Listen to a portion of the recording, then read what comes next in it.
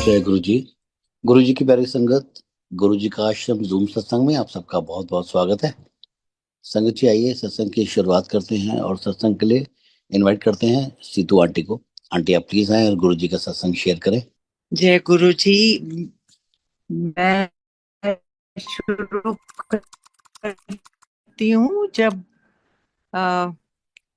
जब गुरु जी जलंधर में थे 1992। और मेरे हस्बैंड आर्मी में, तो हमारी पोस्टिंग जलंधर हुई। और जिस ब्रिगेडियर ऑफिसर से माय हस्बैंड टुक ओवर, तो उनकी वाइफ ने मेरे को गुरु जी का जिक्र किया। तो मैं सुन लिया और उसने अपना एक्सपीरियंस बताया कि अभी आवाज आ रही है।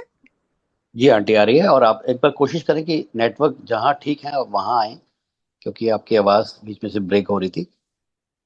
हाँ, नहीं, आई थिंक वो नेटवर्क में कुछ हो गया था, पर मेरे घर में तो सब जगह चलता है। जी। अच्छा, चलिए। मैं कहाँ पे थी जब हम हाँ, जब मैं इनसे मिली जिन्होंने मुझे बताया। मैं अब जल्दी से खत्म करती हूँ ये वाली बात और अपनी शुरू करूंगी कि 4 साल से उसके बेटे को एडमिशन नहीं मिल रही थी और या वीजा नहीं मिल रहा था। और फिर उनको पता चला गुरुजी के बारे में, और फिर वो गए गुरुजी के पास। और मैंने कुछ सवाल नहीं उनसे किया, कुछ नहीं पूछा कहाँ रहते हैं, क्या है, कौन है।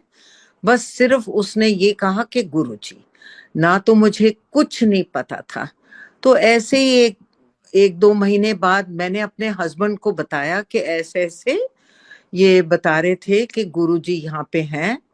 तो मैं आप लोगों से ये भी कहना चाहूंगी कि जो आर्मी ऑफिसर होते हैं ना, वो अम, हर हर रिलीजन में विश्वास रखते हैं, क्योंकि हर पलटन में गुरुद्वारा भी होता है, मंदिर भी होता है, चर्च भी होता है और मॉस्क भी होता है। और सारे फेस्टिवल्स ऑब्जर्व करते हैं, मतलब उनमें हिस्सा भी लेते हैं, क्योंकि हमारे जो जवान होते हैं वो हर हर एवरी पार्ट ऑफ इंडिया से आते हैं, तो सबके साथ उनको भी मिलना जुलना होता है और उनके फेथ में बिलीव करना होता है। तो वो मैं कहूंगी रिलीजियस हैं भी और नहीं भी। तो मेरे को बात उन्होंने टाल दी कि मैं इन चीजों में नहीं बिलीव करता, तो मैं भी चुप कर गई। मैंने कहा ठीक है। पर अजीब बात यह है कि एक दिन सर्दियों का टाइम था, अभी 5-6 महीने हमारे को जलंधर में हो गए थे। और मेरी बेटी ने आना था और नवंबर का महीना था और उसकी ट्रेन 8:45 आनी थी। तो हम थोड़ा जल्दी निकल गए, कोई 1.5 घंटा पहले, क्योंकि वहां पे अब तो फ्लाईओवर्स हो गए हैं और बड़ा फर्क पड़ गया हर शहर में। तो उन दिनों में कोई फ्लाईओवर नहीं, कुछ नहीं, रेलवे फाटक होता था। आई एम श्योर सब लोग, पता नहीं आजकल की जनरेशन तो नहीं जानती होगी, पर उन दिनों में रेलवे फाटक होता था। और वहां पे कभी कभी आधा घंटा, कभी 1 घंटा भी लग जाता था कि हमें वेट करना पड़ता था। और हम कैंटोनमेंट में रहते थे और हमें जाना था सिटी में स्टेशन पे। तो उस दिन ऐसे ही मैं कहती हूँ कि शायद गुरुजी हमें बुला रहे थे। तो जैसे हम फाटक पे पहुंचे, रेलवे फाटक पे, तो गेट खुला था तो हमने क्रॉस कर लिया। 8 बजे थे और हम ट्रेन आनी थी कोई 8:45 या 9:50 पे। तो मैंने कहा अभी इतना टाइम है, हम कहाँ जाएं। तो कहते हैं क्या करना है, मेरे हस्बैंड ने कहा। तो मैंने कहा अच्छा देखो, अब हमारे पास आधा पौना घंटा तो है, तो मेरा बड़ा दिल है कि मैं गुरु जी के दर्शन करूं। तो कहते हैं तू जानती कहाँ है। मैंने कहा मैंने ये सुना है, मेरे को बताया था कि वो मॉडल टाउन में है। तो कहते हैं अच्छा चल। तू कहती है तो पता नहीं कैसे मान गए। तो हम गए वहां मॉडल टाउन। और जैसे वहां पहुंचे, हमने किसी को पूछा, अभी रात का समय हो गया था, तो ऐसे ही जो जा रहा था सड़क पे, मैंने कहा यहाँ कोई गुरुजी रहते हैं तो आपको पता है कहाँ है? तो कहते हैं हाँ जी आप वहां जाइए, ये है वो है। उसने पूरा रास्ता में बताया। हम थोड़ी और दूर गए तो एक और कोई मिल गया, क्योंकि रात का पता नहीं चल रहा था, कोई लाइट्स भी नहीं थी उस कॉलोनी में। तो फाइनली हम पहुंच गए गुरुजी के घर, और दरवाजे पे मैं खड़ी हूँ, मेरे हस्बैंड मेरे पीछे हैं, और कॉरिडोर है। कॉरिडोर के राइट साइड पे 2 कमरे हैं और लेफ्ट साइड पे 2 कमरे। जो दूसरा कमरा था, मैं आपको ये सब विजुअली बताना चाहती हूँ, क्योंकि गुरुजी बैठे थे बेड के ये कारपेट के ऊपर, बेड के साथ ढासना लगा के। तो मैंने उनको जैसे देखा तो मैंने हाथ जोड़ लिए और मैंने कहा, और वहीं दूर से हाथ जोड़ के खड़ी हो गई। अब आवाज तो इतनी दूर जाती नहीं, तो उन्होंने एकदम से, आप मानो ना मानो, एकदम से मुझे कहते हैं सीतू अंदर आ जा। मैं तो अभी भी जब ये बात कहती हूँ तो मैं एकदम से एकदम से मुझे पता नहीं क्या हो जाता है। मैं कहती हूँ कैसे इनको पता चला कि मैं पहुंच गई हूँ। और हमने किसी से बात भी नहीं की, किसी से कहा नहीं, पूछा नहीं, बस यकायक, जैसे मैं कहती हूँ ना कि मेरे दिल में पता नहीं कैसे आवाज आई कि हमारे पास आधा पौना घंटा है तो हम चलो गुरुजी को मिले। और जैसे इन्होंने कहा सीतू अंदर आ जा, मेरे हस्बैंड भी हैरान हो गए, और मैं तो हिल गई बिल्कुल ही। तो बिल्कुल ही आराम से मैं धीरे धीरे गई। मैं तो अभी भी बिल्कुल ऐसे हो जाती हूँ। और हमको बिठा लिया अपने पास वही कारपेट के ऊपर, और बड़े आराम से गपशप, अच्छा कहाँ हो, कहाँ पोस्टिंग हुई, कैसे हुआ, ये है, ये सब बातें की। कोई और बात नहीं की, बिल्कुल जैसे कोई जैसे ये अभी बता रहे थे सत्संग में के जैसे कोई फ्रेंड मिलता है अपने आप को, तो ऐसे ही उन्होंने बड़े कैजुअली सारी बातें कर ली, हमारे को पूछा बच्चे हमारे कहाँ हैं, क्या है, सब कुछ ऐसे। अ, हम भी ऐसी बातें करते गए, और 15-20 मिनट जब हो गए, 8:30 हो गए थे, तो मैंने अपने हस्बैंड को कहा चलो अब उठें चलें। तो गुरुजी कहते हैं कहाँ जा रहे हो? मैंने कहा हमें अब जाने की इजाजत दो, हमारी बेटी आ रही है। कहाँ से आ रही है? दिल्ली से आ रही है। मैंने कहा, कहते हैं अच्छा अभी बैठे रहो। मैंने कहा नहीं जी, उसकी ट्रेन 8:50 पे है, तो अकेली आ रही है। कहते उसकी ट्रेन तो लेट है, बैठ जाओ। तो हम 5 मिनट और बैठ गए, 8:35 हो गए। मैं फिर घबरा रही थी, क्योंकि हमारी बिटिया अकेली आ रही थी, और एज अ मदर आप समझ सकते हैं। कहते मैंने कह दिया ना उसकी ट्रेन 9:15 बजे आएगी। तो हम 8:40 पे बहुत उनको कह के बस अब हम और नहीं रुक सकते, हमने जाना है। और वहां से कोई टाइम ज्यादा नहीं लगा, हम आई थिंक 8:50 पे स्टेशन पहुंच गए। और हमें पता था कि उन्होंने लिख दिया था या अनाउंस कर दिया था कि ट्रेन 9 बजे आएगी। 9 बजे नहीं आई, 9:05 पे नहीं आई, 9:10 पे नहीं आई, 9:12 पे दूर से हमने ट्रेन की वो लाइट देखी, और वो आई जैसे धीरे धीरे अंदर। Finally, when it stopped, it was exactly 9:15. And you can imagine कि मेरा तो बिलीफ और हो गया। मैंने कहा ये तो कमाल ही हो गया।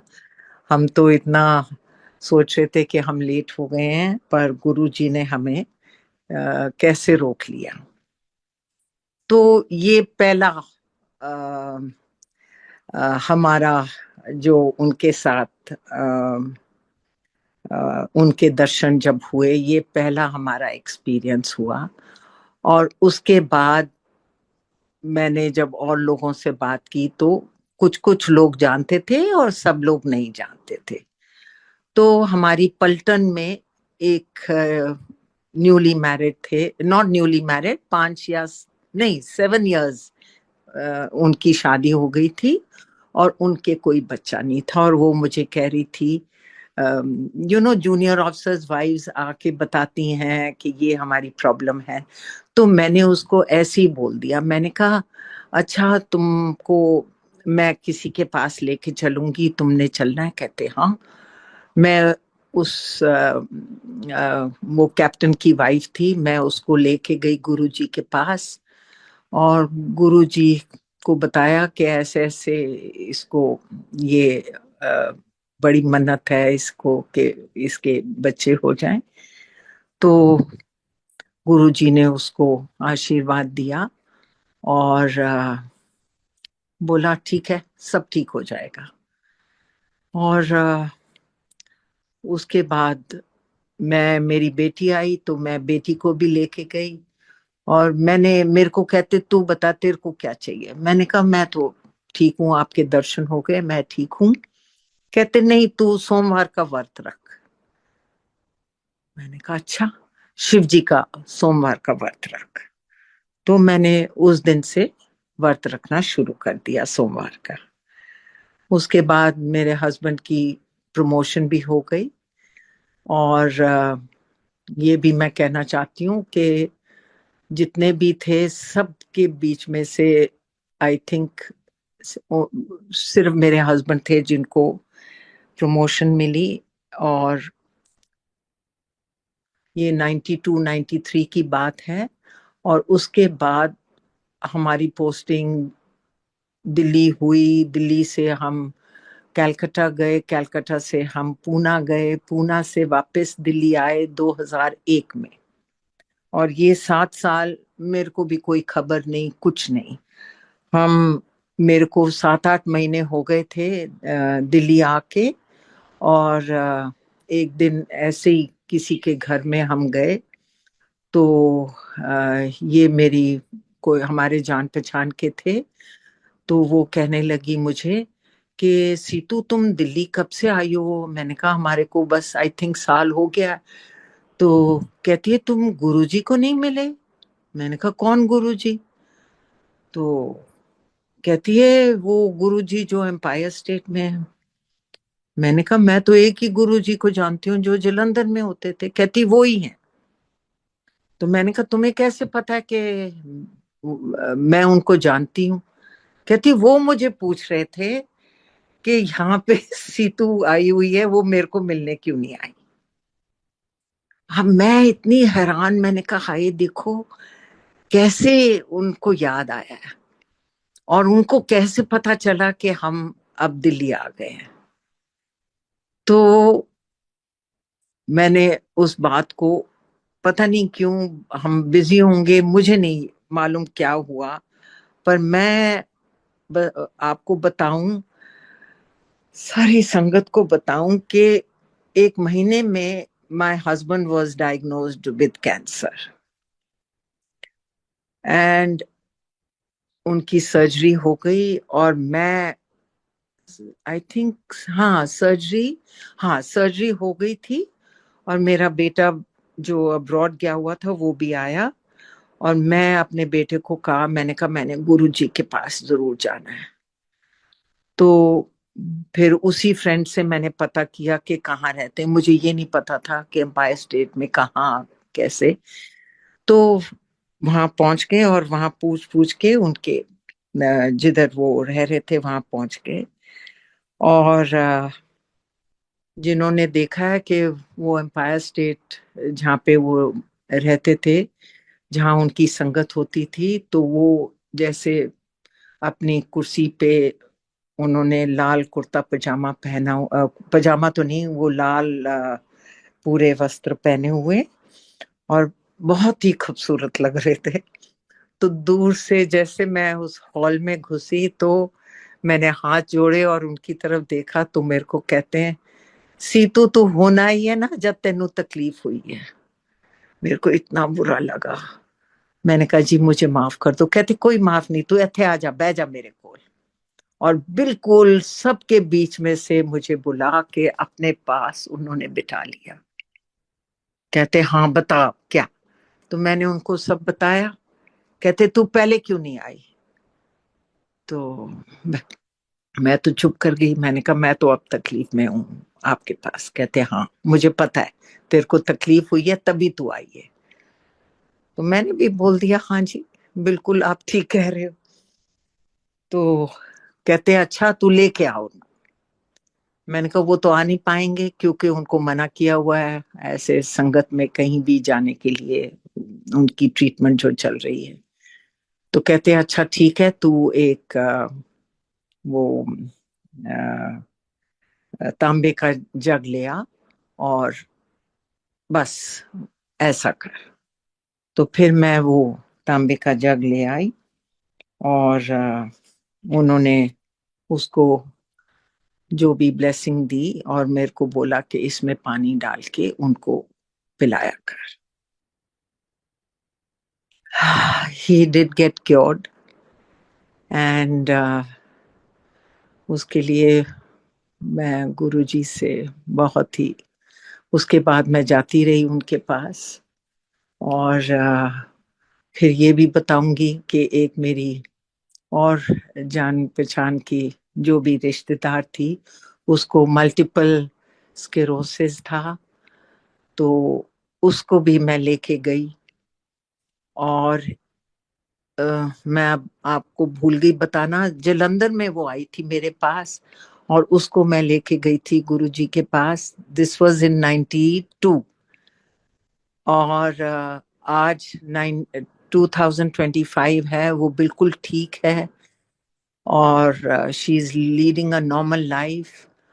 तो वो ही गुरुजी का उनको भी आशीर्वाद मिला। और फिर जब हम दिल्ली आए, मैं वापस आ गई अब दिल्ली की बात। वो जो कपल था जिनके बच्चे नहीं हो रहे थे वो मेरे को मिली दिल्ली में और मेरे बिल्कुल पाँव छू लिए उसने। कहने लगी आप मेरे को गुरुजी के पास ले गए और उसके बाद I got a 5 year old now son. तो मैं यही कहती हूँ कि उनका करिश्मा है ना, तभी तो ये सब हुआ। और कुछ तो करिश्मा होगा जो कैसे उन्होंने मेरे को याद किया और मेरे को बुलाया और बोला इधर आजा। और आह, कैसे उस फ्रेंड को जो जिसको मैं ऐसे ही मिलने चली गई और वो मुझे कहती है कि तू गुरुजी को नहीं मिल के आई। और बस अब मैं वापस दिल्ली में ही हूँ और जाती हूँ बड़े मंदिर भी कभी कभी जाती हूँ और इधर ग्रेटर कैलाश भी जाती हूँ। और आज मुझे जब बोला इन्होंने कि आप अपना एक्सपीरियंस बताइए तो मैंने कहा जरूर, गुरुजी का जो हुक्म हो मैं जरूर करूंगी। और बहुत बहुत शुक्राना गुरुजी का। उनका उनकी ब्लेसिंग्स हमेशा सबको मिले और सब खुश रहे, संगत सारी खुश रहे। बहुत बहुत शुक्राना आप सबका कि आपने मुझे ये चांस दिया, अपॉर्चुनिटी दी अपना एक्सपीरियंस बताने का। बहुत बहुत शुक्राना।